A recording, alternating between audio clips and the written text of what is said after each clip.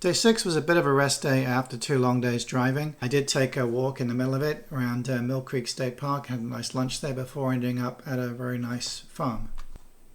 So off we go, leaving the vineyard. And initially it was a nice looking day, very pleasant to drive, but it soon turned incredibly windy as I got further out into the morning's drive.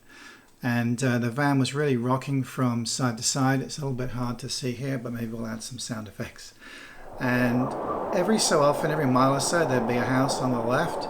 And as I went past it, the leaves of the trees would block the wind and the van would be lurched back to the side. And as I went past it, the van would lurch back the other side. That carried on for about an hour or so. And then I went down to the state park for lunch and a walk. It was a hot day, but a nice walk, so let's not have any music and just enjoy the sounds of nature.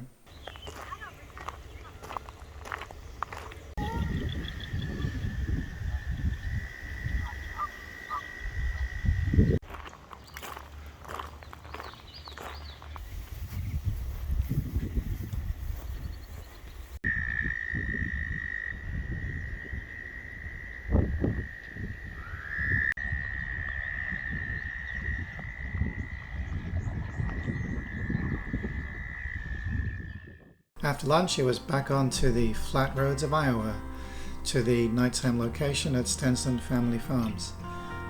Plenty of farming structures to go past on the road. In its way, even though it was very flat, it was a very impressive landscape. There'd be small, very small towns with various industrial farming buildings. Then we started approaching the farm, which required about a mile or so on a dirt road. It's just near Larchwood in the very northwestern tip of Iowa, which is just southeast of Sioux Falls. What we'll see coming up here is the roof of that building on the right has been ripped off, and there'll be more about that tomorrow after we get through a pretty nasty night. But for now, everything looks good. Nice sunny day. It was a very hot day. Here we are arriving at our evening location, Stenson Family Farms. It's parked up there on the top of the hill on the left there. And you can see they are a Harvest Host location, so it didn't cost me anything for the night to stay there, although as usual you want to try and purchase something from them if you can. Here's the van parked for the night. There were several other people there, and in that first building on the right there was a shop and a fake cow. As you can see, it says self-serve, so it was done on the honor system. Take what you want, put the cash, money or check in a box. And I took 3 of those small tubs of ice cream to have quite a selection. Had one straight away at being a hot afternoon and had the rest during the evening. And then I settled in for the night, which was going to be a rather nasty night. Talk about that tomorrow.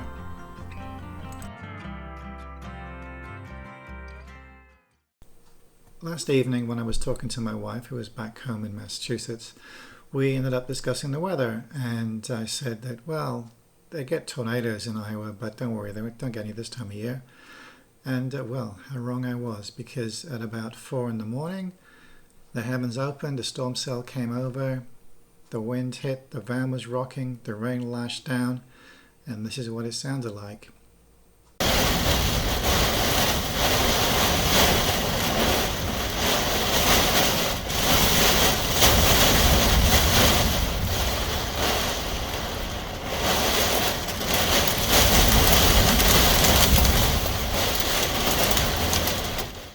And then the hail came down.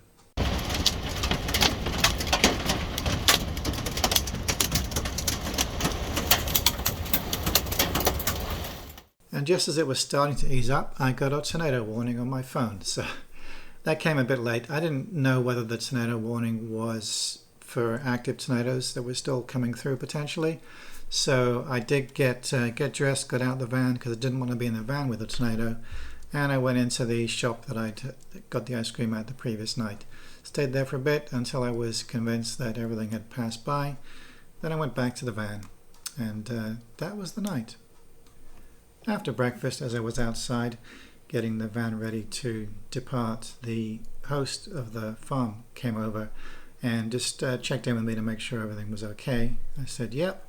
I was a bit concerned about the hail damage, if there was any with the van. I was going to go on the roof and check. He said that the hail that night was pretty small, so he wasn't expecting any damage, and I went up on the roof to take a look, and sure enough, I couldn't see any damage.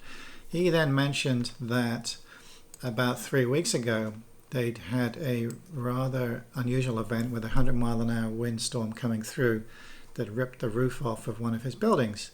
Not only that, the roof flew off and crashed into, I believe it was the house of one of his sons. So that was all a pretty rough experience for him and for me the previous night, although it was all safe.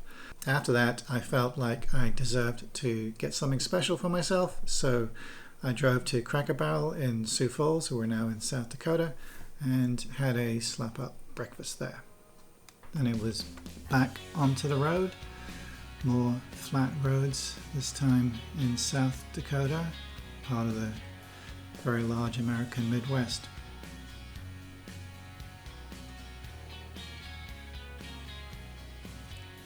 And as usual, I would stay at rest areas, and this rest area at White Lake had a pretty interesting feature.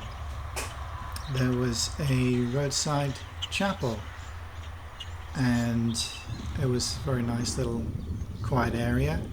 The church had some challenges with having a chapel on the state-owned rest area, but they eventually got around that after a few years by buying some land next to the rest area, both on the westbound and eastbound side, and putting a chapel on that with a brief connecting path.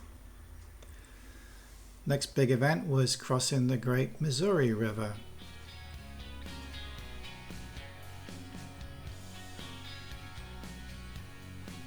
Not a particularly inspiring bridge, but it got across the river. A little bit of gentle upland and downland after the river, but still South Dakota was pretty flat. To pass the time, I generally listen to Sirius XM radio. It would be football shows in the morning, that's soccer to the Americans, and sometimes I would listen to LeVar Burton Reads, which is short stories expertly read by LeVar Burton, he of Star Trek fame. It was time to get gas. I had to get gas every day. I could do about 300 miles on a full tank, and the gas prices ranged from about $4, just under $4 a gallon, to $4.60, $4.70. Most expensive area I found was around Chicago. Then it was carrying on to Murdo for the evening stop. The evening was spent at another Harvest Host location, the Pioneer Auto Show in Murdo, South Dakota. That meant I was able to stay there for free, but you're supposed to avail yourself of the services, and I definitely wanted to have a look around here because I wanted to see if amongst all the old cars they had a Rambler, because my van is called Rambler, and I did a video on why, and I'll put a link to that in the description below. Here we are. There was plenty of parking there, and it was clear day, nice warm evening, and great. Looking forward to seeing what was inside. They had a whole hodgepodge of all sorts of different kind of vehicles. Here's one from the Dukes of Hazzard, one of the General Lee cars there. A wooden vehicle is a rather strange looking contraption.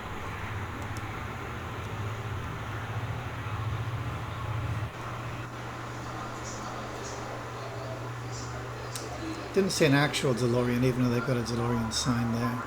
And apart from cars, they had other things. Some Star Wars statues. The famous or infamous Jar Jar. Garage full of trucks, old and new. Another garage which was barn really, which was full of Model T Fords. And yes, I found a Rambler. Now it's not the estate wagon that we had when I was a little kid, but nevertheless it was a genuine Rambler, so I was very pleased to come across one. And look, they even had Star Wars, the game, Space Invaders, how did I forget the name? I was never very good at it. Afterwards I decided that I would treat myself to a steak dinner, and that was the end of that day. I settled in for the evening. If you enjoyed the video, please hit that like button on YouTube. And if you want to see more videos like this, why not subscribe to the channel?